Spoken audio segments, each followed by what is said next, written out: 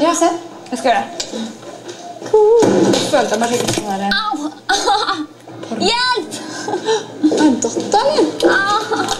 Hva skjedde? Jeg falt. Jeg vrikket beinet. Kødder du, eller? Ja. Du, det ligger en kald klut, eller klut på gulvet, kaldt. Skoene mine er litt høye, skjønner du. Ja. Oh my Hva skjedde? God. Hvilken fot er det? Hvilken fot? Helt kaldt papir bare. Hvilken fot er det? Er det den? Er det den her?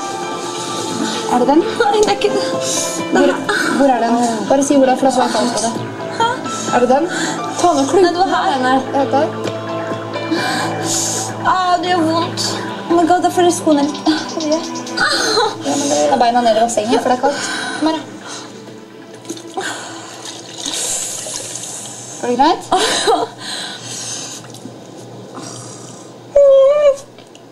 Så må du være litt forsiktig. Ta på deg lavere sko.